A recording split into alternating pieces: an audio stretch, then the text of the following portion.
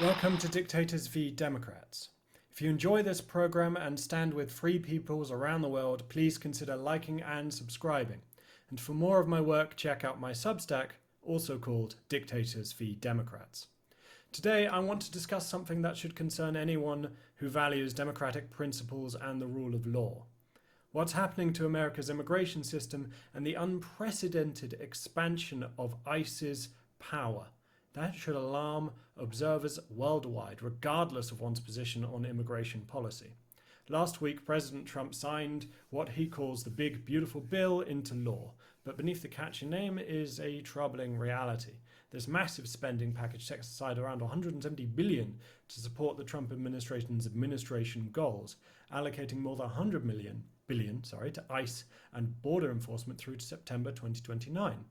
Put this in perspective, this budget makes ICE the largest federal law enforcement agency in the nation's history. It's not just an expansion of immigration enforcement, this may be a fundamental shift in federal power. Let's examine these numbers because they are truly unprecedented. The bill secures $165 billion for Department of Homeland Security, with the vast majority going directly to immigration enforcement and detention. This is about creating a deportation machine of unprecedented scale. The spending package injects roughly $150 billion into mass deportation over the next 4 years, funding everything from an extension of the southern border wall to detention centers to thousands of additional ICE agents.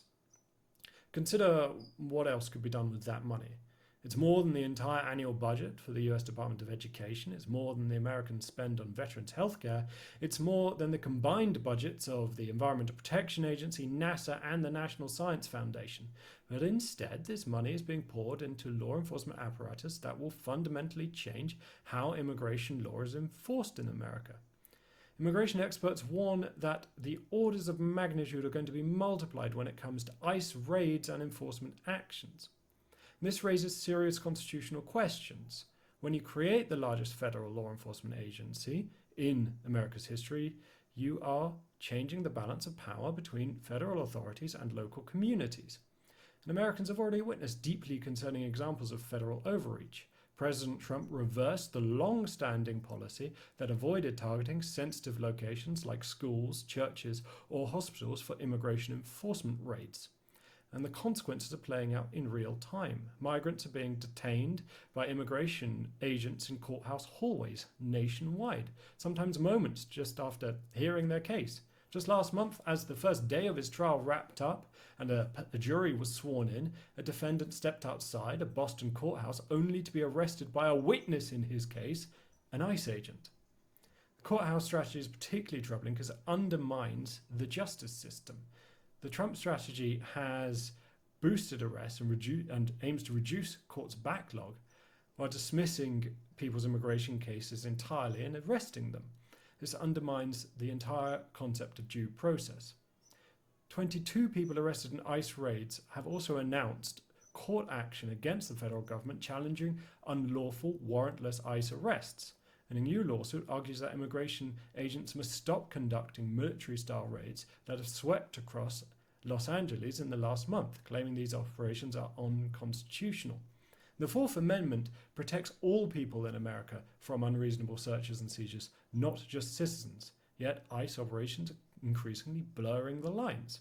When you give an agency this amount of money and tell them to increase their operations, the temptation to cut corners on the Constitution becomes overwhelming.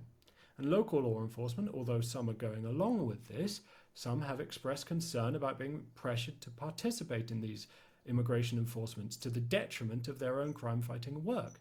And on that, immigrant communities now fear calling the police to report crimes or cooperate with investigations, making public safety suffer for everybody.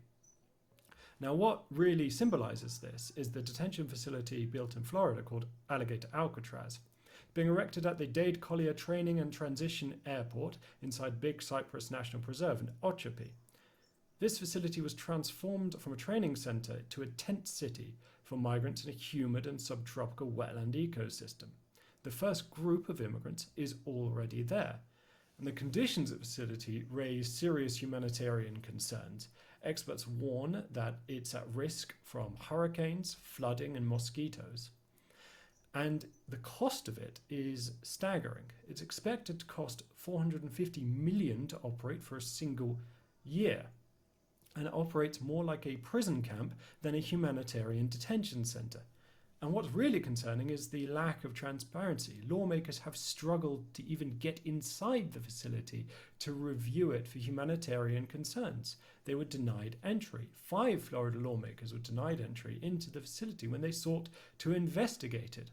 These are your lawmakers. This secrecy is unacceptable in any democracy. Elected officials need access to these facilities to ensure that they are being run within the bounds of the Constitution. And there are also the economic concerns. This money does not exist in a vacuum. It's money that won't be spent on education or healthcare or economic development. Mass deportation doesn't just affect those being deported. It tears apart families and tears apart communities. Children, US citizens, watch their parents and relatives get deported. Communities lose workers, business owners and taxpayers who've been contributing to local economies for years or decades. And the economic research on this is clear. The local economies will bear the brunt. You remove workers, you reduce demand for goods and services, you lower property values, and you create labour shortages in critical industries like agriculture, construction and healthcare. Local courts as well will be overwhelmed with deportation cases. Local law enforcement overwhelmed with being made to go on these raids rather than actually fight crime. And this is part of a broader pattern of authoritarian overreach.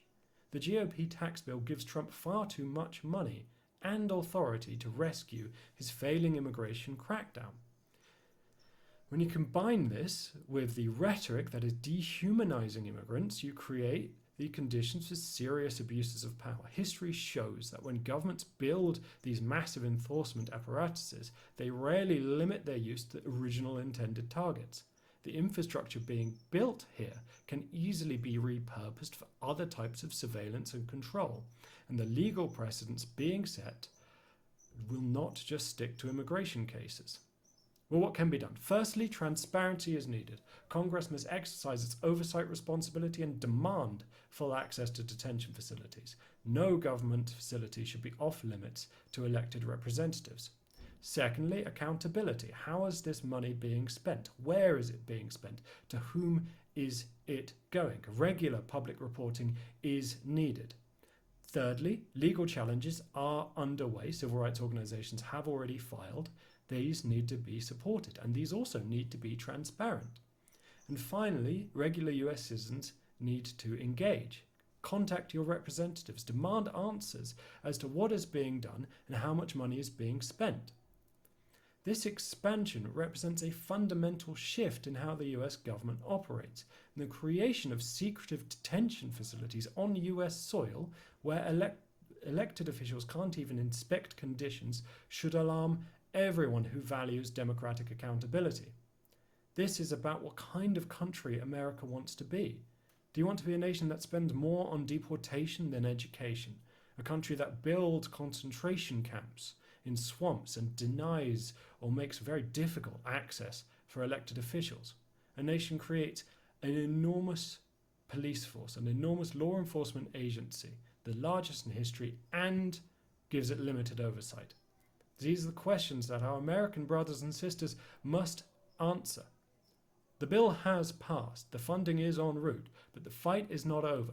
Accountability, transparency, and constitutional government has to be fought for. Democracy depends on it. This has been a Dictators v Democrats report. If you found this informative, please like and subscribe, and tell me what you thought in the comments below. What can our American friends do to protect their democracy? And always remember, democracy is non-negotiable.